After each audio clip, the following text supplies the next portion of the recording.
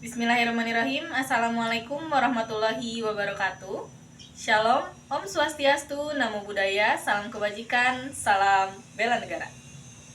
Halo semuanya, izinkan kami memperkenalkan diri. Nama saya Clara Oktalia dari UPN Veteran Jakarta yang akan bertugas sebagai moderator. Dan teman saya Nikita Ramanda dari jurusan Teknik Informatika dengan NIM 092024090502. Baik, jadi di sini kita akan berdiskusi terkait materi agama dan Pancasila, betul? Betul. Oke, baik. Oke, mungkin kita langsung saja ya, Kak Nikita. Oke. Di sini saya akan ada beberapa pertanyaan yang nantinya akan saya tanyakan kepada Kak Nikita bagaimana tanggapan Kak Nikita terkait pertanyaan yang saya berikan, gitu. Mungkin langsung saja ke pertanyaan yang pertama adalah mengapa Pancasila ini begitu relevan dalam konteks keberagaman agama di Indonesia? Pancasila itu relevan karena memang dirancang untuk menjadi dasar negara yang bisa mempersatukan seluruh negara, termasuk dalam hal keberagaman agama. Indonesia ini akan terdiri dari berbagai agama, budaya, dan Ras suku ya. Iya. Kalau tidak ada paduan seperti Pancasila, mungkin akan sulit menjaga persatuan.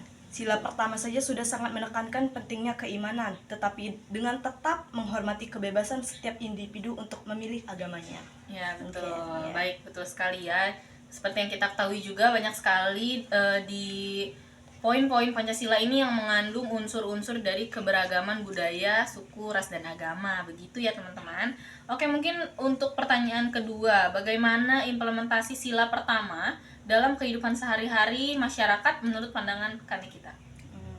Implementasi sila pertama itu seharusnya tercermin dalam sikap saling menghormati antar umat. Kita bisa menunjukkan rasa hormat dengan tidak mengganggu perayaan tersebut. Bahkan kalau bisa ikut membantu. Ya, betul. Contoh lain di lingkungan kerja atau sekolah, harus ada ruang untuk setiap orang menjalankan ibadah tanpa merasa terganggu ya. Iya, Ya, seperti betul. itulah kira-kira. Hal kecil seperti ini kalau dijalankan dengan baik bisa memperkuat rasa persatuan. Betul. Jadi kalau misalkan di lingkungan kita sehari-hari, ada kalanya umat Islam ini setiap saat, bukan ada kalanya lagi, setiap saat, setiap 5 waktu gitu ya, umat Islam ini kan merayakan ibadahnya gitu ya, melakukan ibadahnya, yaitu sholat gitu dengan panggilan azan di musola. Begitu juga setiap minggunya ada juga masyarakat-masyarakat di sekitar ini yang memang melakukan ibadahnya seperti umat Kristiani, begitu ya. Oke, untuk pertanyaan ketiga, di masyarakat ini nih yang merasa bahwa praktik toleransinya ini kan masih sering diuji, begitu. Iya. Misalnya dalam konflik antar agama, bagaimana tanggapan Kak Nikita? Saya setuju. Konflik memang kadang muncul, terutama karena kurangnya pemahaman atau komunikasi. Kadang konflik itu diperburuk oleh pihak-pihak yang punya kepentingan tertentu. Seperti politik atau ekonomi yang memanfaatkan isu agama. Di sini Pancasila punya peran sebagai pedoman untuk menyelesaikan konflik dengan kepala dingin. Sila keempat, kerakyatan yang dipimpin oleh hikmat kebijaksanaan dalam permusyawaratan dan perwakilan, mendorong kita untuk mencari solusi melalui dialog dan musyawarah, bukan dengan kekerasan. Ya, betul sekali. Jadi acuan dan pedoman kita adalah tetap Pancasila gitu ya, dari poin per poinnya.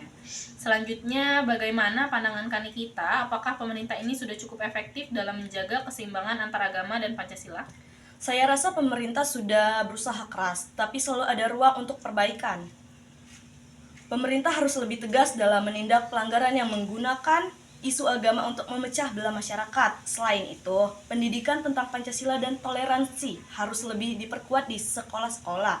Tidak hanya itu, pemerintah juga perlu lebih aktif mendorong dialog antar beragama, melibatkan tokoh agama, dan mendukung kegiatan mempromosikan harmoni sosial. Betul, berarti di sekolah dasar ini adalah madrasah utama ya bagi bangsa-bangsa Indonesia untuk nantinya dapat bertoleransi agama lebih tinggi lagi begitu. Selanjutnya, selain pemerintah, bagaimana peran tokoh agama dalam menjaga hubungan antar agama dan Pancasila? Tokoh agama itu sangat penting karena mereka sering menjadi panutan masyarakat. Mereka harus bisa menunjukkan teladan dalam mengamalkan nilai-nilai Pancasila. Misalnya, mereka bisa menyampaikan ceramah yang menekankan pentingnya toleransi, persatuan, dan saling menghormati. Nah, selain itu, tokoh agama juga bisa menjadi mediator dalam konflik yang melibatkan perbedaan keyakinan. Dengan cara ini, mereka membantu memperkuat nilai-nilai Pancasila di tengah masyarakat. Ya, oke, baiklah. Berarti peran tokoh agama ini memang cukup penting juga dalam menyokong banget, ya. iya. Ya, oke. Selanjutnya bagaimana dengan peran media sosial? Apakah media sosial ini dapat menjadi sarana untuk memperkuat hubungan antar agama dan Pancasila? Seperti yang kita ketahui kan netizen Indonesia ini kan memang jarinya sangat tajam-tajam Iya, ya, benar, pemirsa. Jadi bagaimana sih perannya media sosial ini gitu? Media sosial itu ibarat pisau bermata dua. Di satu sisi, media sosial bisa jadi alat yang sangat efektif untuk menyebarkan pesan-pesan positif atau negatif seperti toleransi dan persatuan. Misalnya banyak kampanye lintas agama di media sosial yang menginspirasi, tapi di sisi lain media sosial juga sering digunakan untuk menyebarkan hoax atau ujaran kebencian yang justru memecah belah. Betul. Jadi seperti yang kita ketahui tadi ya, tergantung bagaimana netizen menanggapinya dengan bijak dan bijaksana lah intinya.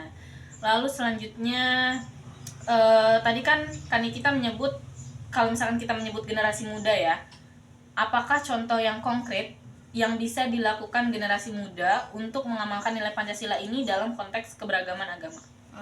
Contohnya tuh seperti mereka bisa aktif mengikuti atau mengorganisasi kegiatan sosial yang melibatkan berbagai latar belakang agama seperti kerja bakti, kampanye, atau kegiatan amal. Selain itu, generasi muda juga bisa memanfaatkan kekreatifan mereka. Ya, betul sekali. Jadi seperti yang kita ketahui, rata-rata anak-anak generasi muda zaman sekarang kita dapat memanfaatkan waktunya itu ketika bulan puasa biasanya. Kadang kita tuh suka ada gerakan amal yang biasa dilakukan saat bulan Ramadan ini. Kadang-kadang berbagi makanan buka puasa secara gratis, lalu berbagi takjil, dan ada juga sahur on the road yang memang dimanfaatkan dengan sangat baik begitu. Selanjutnya, apakah ada contoh nyata yang di masyarakat yang menurut kita ini sudah mencerminkan hubungan ideal antara agama dan Pancasila? Ada banyak sebenarnya. Salah satu contoh yang sering saya lihat adalah tradisi gotong royong di desa-desa. Misalnya ketika ada perayaan hari besar agama tertentu, masyarakat dari agama lain ikut membantu persiapannya. Begitu juga saat ada bencana, semua orang turun tangan tanpa memandang latar belakang agama. Ini adalah bukti nyata bahwa Pancasila hidup dalam masyarakat.